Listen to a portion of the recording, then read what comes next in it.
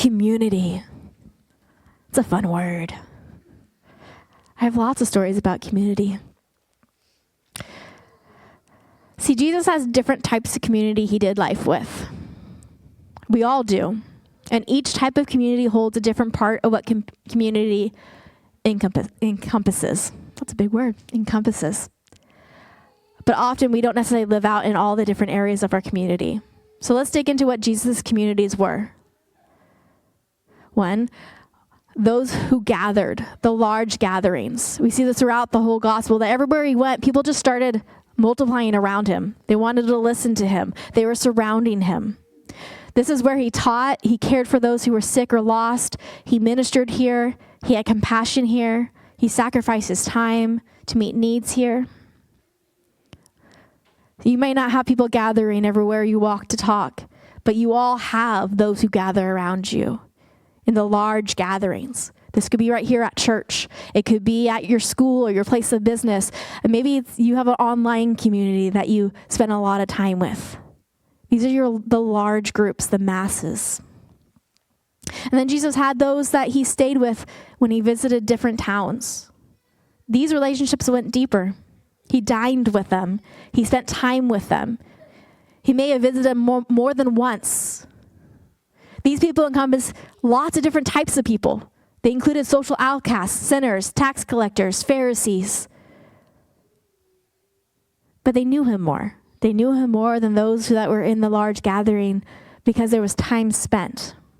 They weren't necessarily doing life with Jesus on the day by day, but they had a closer relationship than the masses.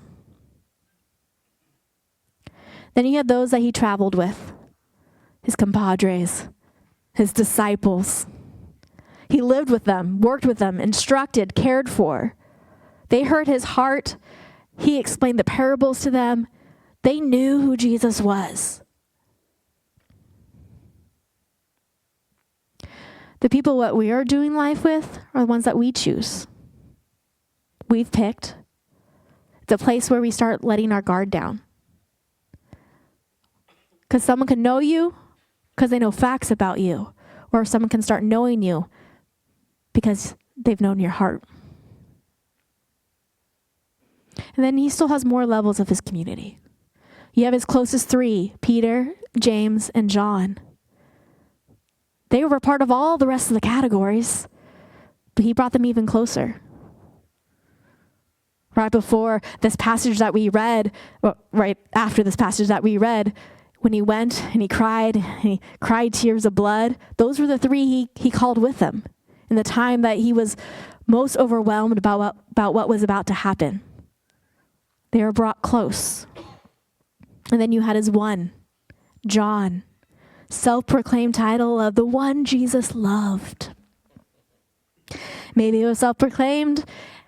I don't know.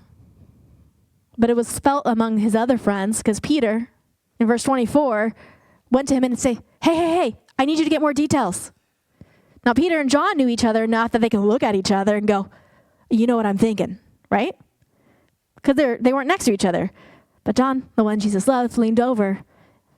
And it wasn't that it was unanswered. Jesus answered him. What did you mean? He was close. Maybe his closest confidant. The levels of community. And sometimes we stop with one. We stop with the masses. We stop with those who see us smile or see us dance or see us do whatever, but they don't actually know us. All these different levels of community together make our community.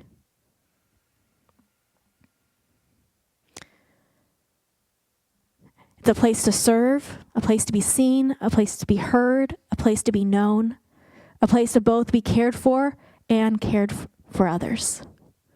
Jesus encompasses all of that in his communities.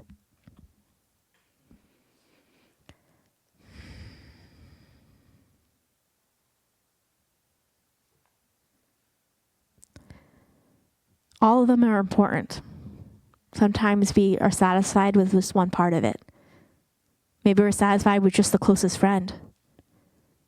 Well, they know me. I don't have to talk to anyone else. I don't have to do anything else. I don't have to be a part of anything else.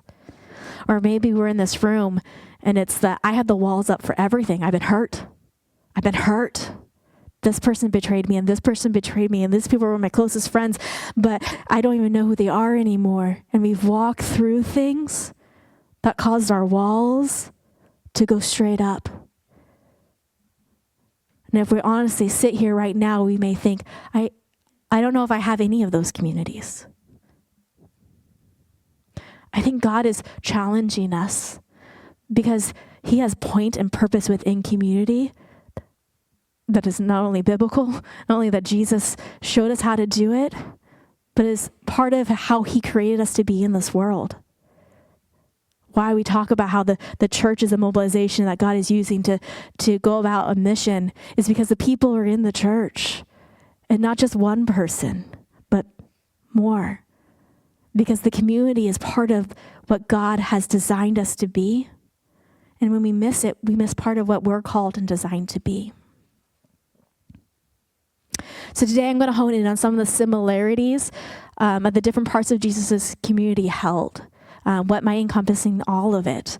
And those similarities, I believe, can teach us why we are called to do life in community, why it's important. So if you're taking notes, I call this What I Learned is the title. What I learned from Jesus about community is that community isn't meant to be unity of thought, but of heart. See, we're not meant to be identical human beings. I don't know if you didn't know, but you are not 5 feet tall with curly hair. I don't know if anyone in here is also 5 feet tall with curly hair.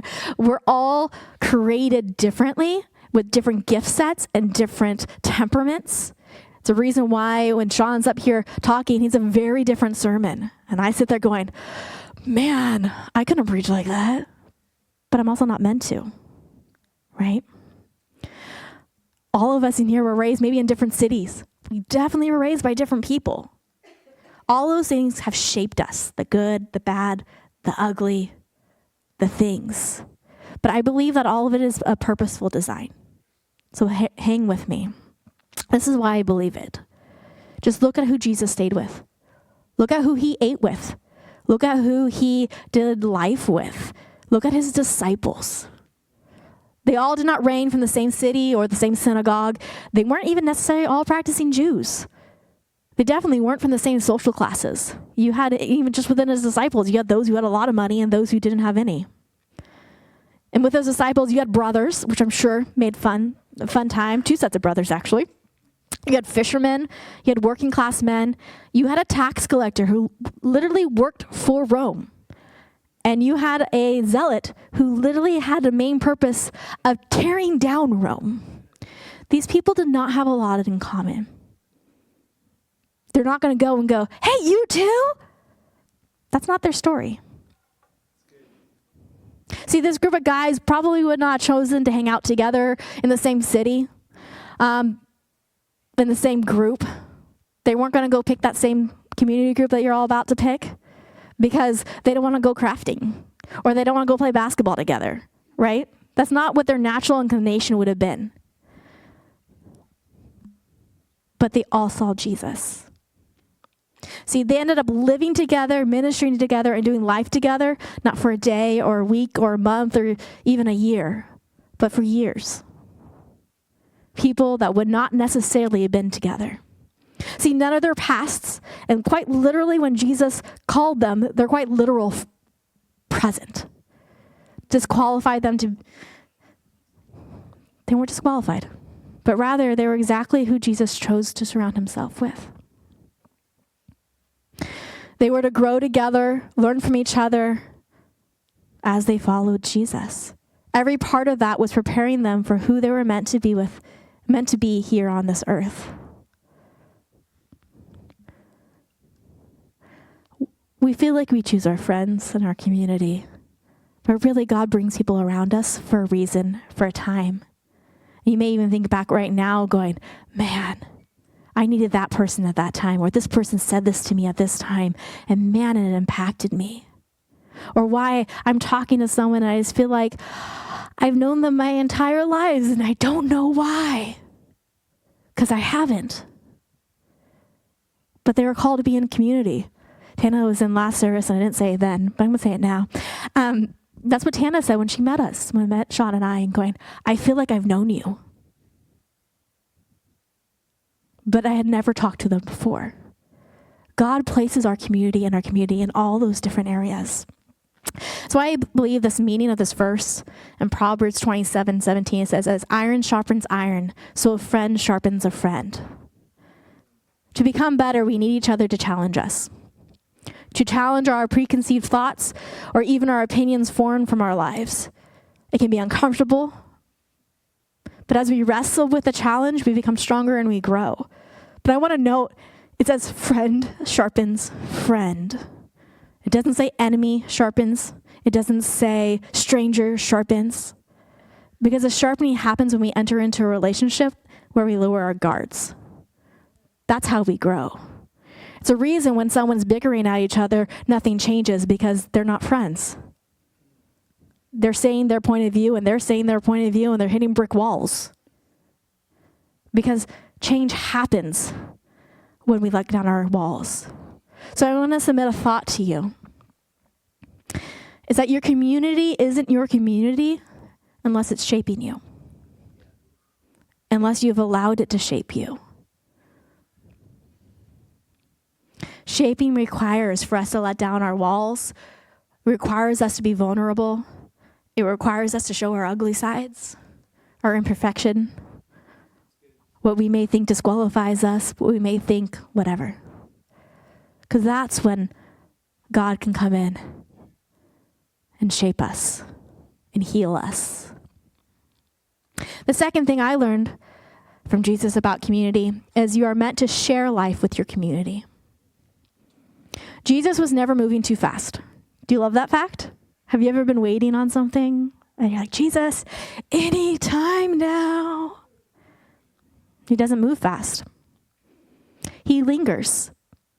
He lingers so long that with the crowds, he needed to feed them. They recorded that twice because he lingered. He lingered with a woman who was healed when she was bleeding. She had already been healed, but he wanted to heal her soul. And mind you, he was on the way to the person that was dying, but he lingered. He lingered when he called Zacchaeus out of the tree so he can stay with him.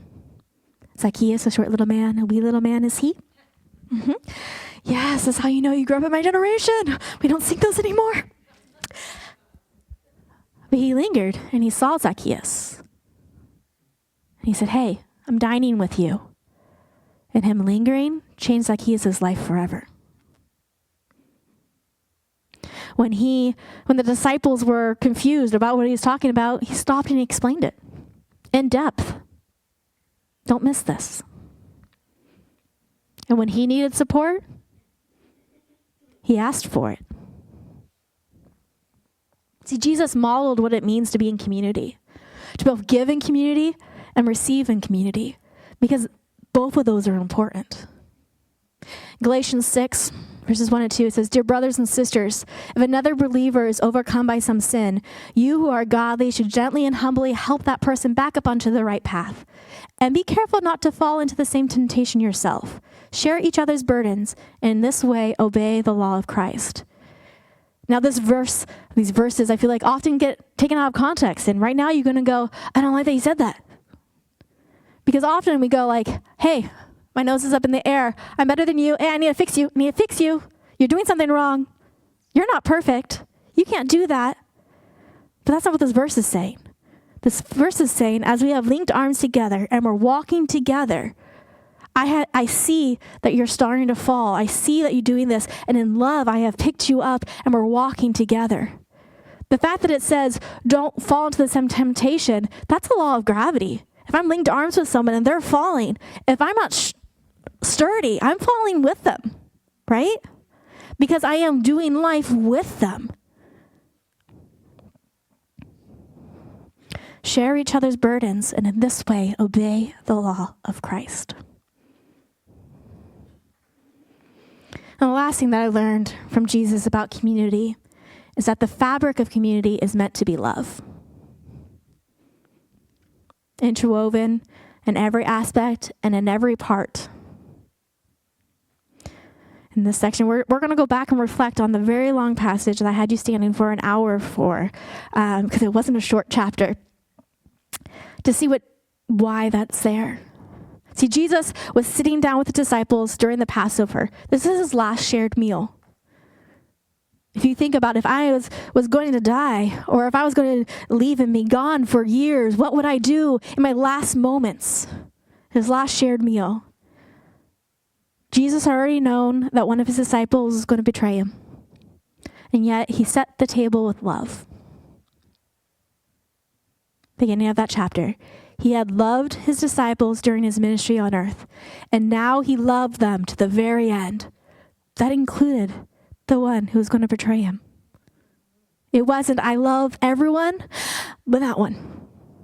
I've had him along. I let him tag along because he has a purpose. He needs to do something in order for what I need to do to be fulfilled. No, he loved him. He walked with him. He did ministry alongside of him.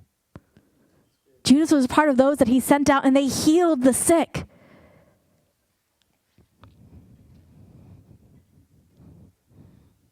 He knelt down, took off his outer garment, and washed his friend's feet. See, we wear fancy boots now. My feet aren't getting dirty, except for maybe from sweat. But back then, they wore sandals. And there was dirt. I heard that.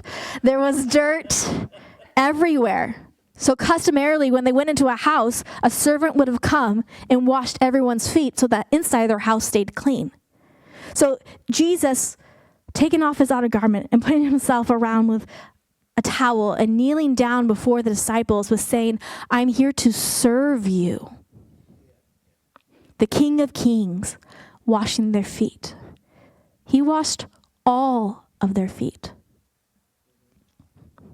Judas was not excluded. And these were his parting insights. Verse 7, you don't understand now what I am doing, but someday you will. Today, we might still be learning what that really is.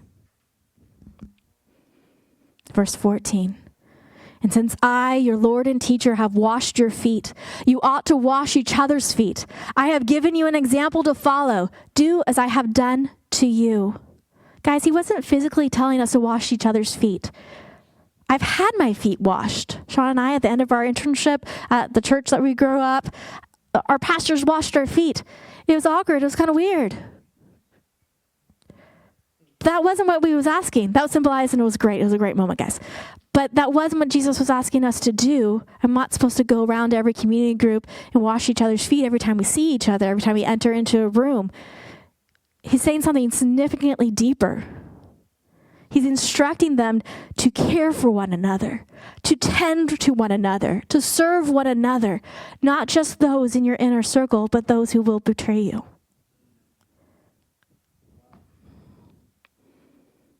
And in case the disciples missed the meeting, because Jesus told John who was going to betray him.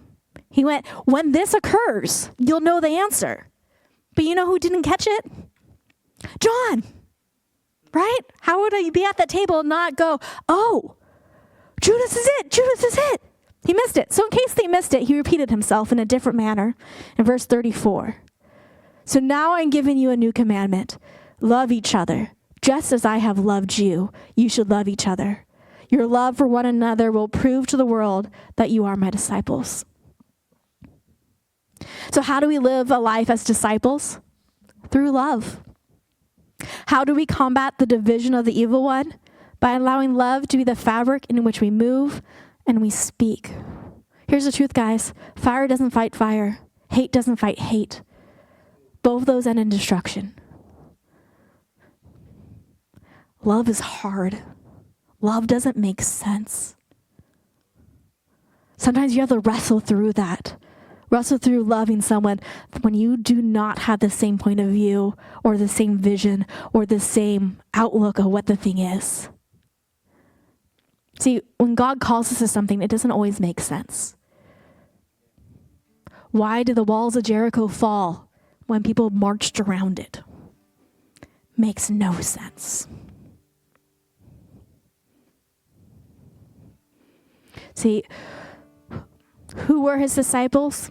Different people from different backgrounds and different political views that chose to be in community with him, with Jesus. Today in this room, we get to choose who we're actively going to be in community with. God has placed your community around you,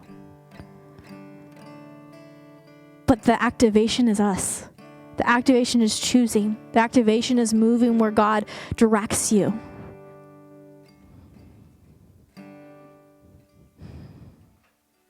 To link arms with, to lower our guard, to allow to speak into our lives, to shape us, to grow us. Another Dietrich Bonhoeffer quote says, "The more genuine and the deeper our community becomes, the more will everything else between us recede. And the more clearly and purely will Jesus Christ and his work become the one and only thing that is vital between us." I have zero answers. The world right now, when you look around, is tough. But I know that God has called us to be in a different spirit. And I know I have witnessed the opposite, the spirit that the world does, and I know that doesn't work. Hebrews 10, verse 23 says, "Let us hold tightly without wavering to the hope we affirm, for God can be trusted to keep his promise. Let us think of ways to motivate one another to acts of love and good works. And let us not neglect our meeting together, as some people do, but encourage one another, especially now that the day of his return is drawing near." Today, I want to encourage you. Who's in your community? Remember, I talked about seasons. Our community shifts in our seasons. Notice I didn't talk about family, because family can be in all different parts of those, depending on where your walks in your life is. Today, as I'm standing here, I've never been closer to my mom. And where she is in my spots in community is very different than where she was 10 years ago. Who's in your community? All those aspects of a community are important. And God has called us to activate in all those different areas. I truly believe that God brings healing in community, that God brings joy in community, that God brings strength in community, because he is that love that intertwines through all of it.